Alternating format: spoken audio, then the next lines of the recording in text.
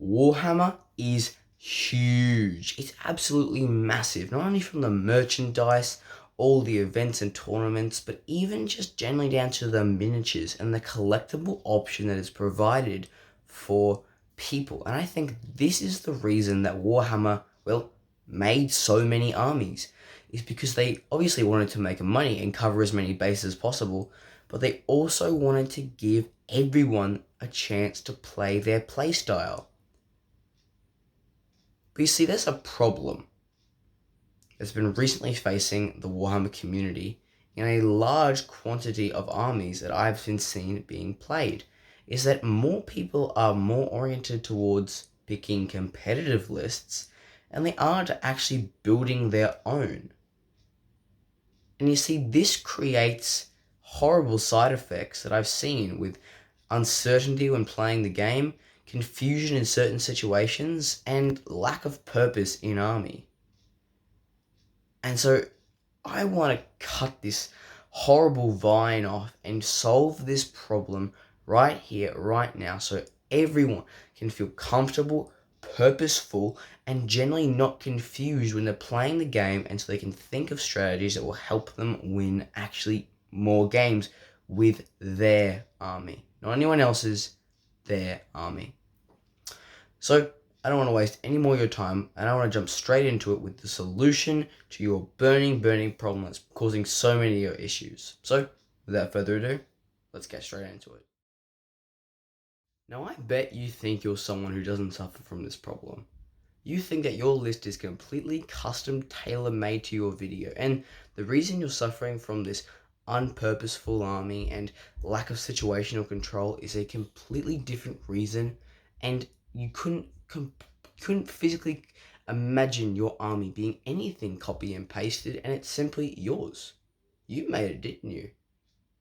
And no matter how hard I tell you this message, all you will think is that your army is yours. But I want you to try something for me. I want you to make 2 columns. In those 2 columns, I want you to organize your army list that you've built into that. In the first column, I want you to put every single miniature that you picked. No one else, you picked from your deepest core desire. When you saw their abilities and you saw what they can do without seeing their stats or how they play with other characters or the meta, you just saw them and went, yes, they're in my army. I can play them like this, and you instantly thought of strategies, the way you could use them, and how you could successfully employ them in your army. Put them into one column.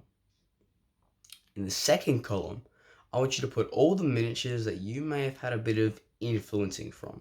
You may have a bit of meta, You may have a bit of meta imbalance and a bit of, persuasion when it comes to picking these characters and successfully employing them in your army. And you mainly picked them because their stats were good or because they were playing good into the meta in your army. Put them in the second column. And you might realize something very interesting when you're finishing making this list, or even just making the list, is that your army is a lot more copy and paste than you thought. There are a lot more miniatures that you didn't pick and were simply pre-picked for you that you just threw in there because they looked good. And this is the problem that so many people are facing that they don't realize. Half of their army isn't even theirs. Half of their army, they've simply just employed in there because they think it's good. They think that, if I have these powerful units, it will work good, but they don't realize that those units don't play into their play style. And that they're trying to use these competitive lists when in reality, the lists have been specifically custom made to the professional players who are winning them. And you're trying to copy them. That sounds so stupid. And when you try and copy the meta, even if it isn't your playstyle, you just end up losing. And when you think about it, it's absolutely retarded that YouTubers and big influencers will tell you just to copy the meta and follow this thing. And even I have done this. You need to understand that your playstyle should be prioritized over every single meta change, meta sweep, miniature added to your army. Everything should be under your playstyle. That should be your top priority. But you see, people don't do this. They stuff it down and they just do whatever is good. They'll just pick the top performing miniatures in their army and not care. Like, oh, but it's good, so it's got a good save. But they don't realize that doesn't play into them. How are they supposed to play an army that they don't even understand? And it doesn't make sense. And large YouTubers, like I said, will give you this advice to follow the meta, to follow this. But if I'm going to be honest, it would have been better if they didn't even make the video than to give that horrible advice. All of what I'm saying might sound stupid. It might sound completely against what everyone else is saying. And you might think that I'm just telling random thoughts in my brain. This video is just a random thought I had, and I'm just going to make it based off of that. But if you don't believe me about this idea of playing your playstyle, then I want you to do something for me. I want you to go to the US Open World Championship that was recently played, and I want you to go onto the results. If you don't have the results, then you can just listen to what I'm about to tell you. But if you do, and you want to get double and reinforcement of what I'm saying, go check out the results page. It can be found on Goonhammer. And you'll see specifically some of the Orc players initially. They're not playing the meta. They were playing buggies and boys and mega knobs and death copters. They weren't playing beast snagger boys or Mozrog or Squighog boys. I couldn't find a single snakebite unit in their unit list at all. All the professional players in that tournament who were playing orcs were playing different builds. And if you were to compare their list, you would easily be able to tell them apart from each other. And you know why they did this? You know why they weren't playing the meta? Because that orc player, he realized that the beast snagger approach wasn't his play style. It wasn't the way that he played the game, so he didn't use it. He figured out that the buggies and the boys and the deathcopters were the way that he wanted to go into something. He found that using these large squads of warbikers was the way that he could play successfully into the game, and so he employed it. And he did incredibly well in the tournament. And this is probably one of the reasons he's in the US World Open and you're not. It's simply because he realized that the list that he was building, while he is still a good player, he realized he couldn't play the beast snagger approach to the best of his ability because it wasn't his playstyle. So he picked up what it was his playstyle and he employed that in his army. And he did incredibly well. So why aren't we listening to this? You look at any tournament list, they're not playing the exact meta. Sure, they have specific units and different powerful units in their army that you must take if you want to do competitively well, but most of their army is either custom made or is very different to their neighbor's army. And this is something that we just don't seem to be taking away from top players. We just throw a competitive list together because, all these units are doing well in the meta, when even the meta isn't even that. We'll just throw them in thinking it's a good idea. We're not even thinking if we can play them successfully. He didn't add Mozrog because he couldn't play Mozrog. He added the buggies because he could play the buggies. And you need to follow this advice to a T, because if you're not playing your playstyle, you're falling behind on your biggest strength in the game, is the way you employ the game that no one else can. So you need to follow this playstyle approach because all the top players are doing it and you just don't realize it. Following the meta simply because the meta is retarded, and you need to find your playstyle because it's the most successful way you can employ to win more games. Now, before we move on to the actual solution of how you can choose to fix it, I just want to mention a disclaimer and a warning real quick, is that some armies, this advice is horrible for. I'm more talking to people who are playing large unit selection armies like orcs or Space Marines or Chaos Demons.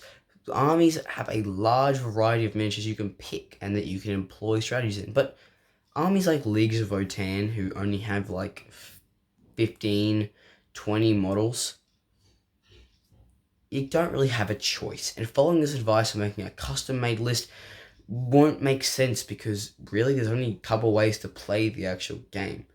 So don't take this advice kind of 100% seriously if you're playing a more of a smaller based army. But if you're playing a bigger army that has a lot more models, or even a regular sized army that just offers a variety of models, then this advice is going to be 100% effective for you. And also, I did talk a lot about orcs in the previous one, but that can all be taken for other armies as well, and not just orcs. I was using that simply because I play orcs and I understand most of the variety of them. But now, onto the solution. The solution is actually a lot more simple than you think, and it's actually very easy. You've now realized your army is actually really copy and pasted, and the reason you're losing these games is because you're not playing to your play style. So how do you think we're going to fix that? You're going to do the exact opposite. You're going to change every single thing to your playstyle. And you're going to get rid of those units that aren't playing a purposeful role in your army and replace them with units that are. Place them with units that are going to fall into the first column and not the second column. This can be scary because some of those units that you're probably going to get rid of are your most powerful units, your most strongest kicking ass unit that does so much damage and provides so much wounds in your army that you don't want to get rid of them. You're actually scared to get rid of them. And I understand what you're going through. But if I'm going to be honest, picking a unit that is going to play into your army is 10 times better than picking a unit that is going to play into the meta. Because all of a sudden, sure you're doing 5 less wounds, but those wounds are more likely to hit because you know exactly what you're doing with that unit. If you don't believe this advice, just look at what I do. I don't take Beast Boss on Squigosaur because it doesn't play into my play style. I don't take the Snakebite Green Tide approach because that doesn't play into my play style. I don't take 18 Squighog Boys because that's not how I play. I take Snickrot and 10 Commandos because that's how I play. I take Deathkiller Wartrike and 6 Warvikers because that's how I play. I take Looters with a big mech with shock attack gun because that's how I play. I've found the way I play, and I've successfully implemented all these units who sure aren't maybe the most meta characters, but I bet I'm probably winning more games than you because I'm doing this strategy. And this is what you need to do. You need to go through your army and realize all the units that aren't playing a purpose in your army and get rid of them. Because you don't need them. If I'm going to be honest, most of the time they're probably sitting there doing nothing. Sure, yeah, they kill things, but what? The only reason they're killing things is because you finally realize that, oh, they're in a good position, but you got lucky. You didn't have an intent for them the whole game. You just threw them there and said, okay, well, when a situation arises. And that's a horrible way of looking at it because suddenly you're exposed to all these elements that you weren't before because you're just playing the guessing game and you're not thinking ahead. Because once you've taken this pressure of, okay, what am I going to do with this unit, and you have this fully laid out, set out plan with your organized army that you know exactly you're going to do with, suddenly you are 3, 4, 5 steps ahead of your opponent because suddenly you can finally think into the future of the game and don't need to worry about what your miniatures are going to do because they already know what they need to do. And if a situation arises where things need to be changed, you know what to do because you've been with your army. You know that their weakness is the fact that they don't have long range, so you're going to have a situation where your army can't get long range. You know your army doesn't exactly move very well in certain terrain situations, so if that terrain arises, you know how to deploy your army. You know your army is fantastic at decently mid-range shooting threat, so you're going to propose an amazing mid-range shooting threat. You don't need to think about all these other problems that are affecting your brain, like stratagems, where the stratagem is going to go, enhanced, where they're going to go, okay, what's this miniature going to do? You can just think, about the game and strategize off the game and not your army. And once you unlock this ability to fully understand your army, you'll find yourself winning 10, even 20 times more games, because suddenly, like I said, you don't have this stress on your back and you can just fully focus on what your army needs to do. And you can pre-plan everything if you want to, and you can just send it without having to worry about a single thing. But that's going to be all me today. I hope you really enjoyed this video. It took me some time to finally get this message out to people who needed it most when designing their army lists. And if you like this more purposeful approach to Warhammer and want to see it grow and continue to change, go check out my custom community, the War Room, where I make high valuable content for low prices and will do hours of research to give you the answers to your burning questions. And there's an absolute 110% call me crazy guarantee where I give you a custom made video and your 2-month money back free if you don't like it. So if anything, you physically can't lose and you actually win more in the end. But like I said, that's going to be on me today, and I will catch you in the next one.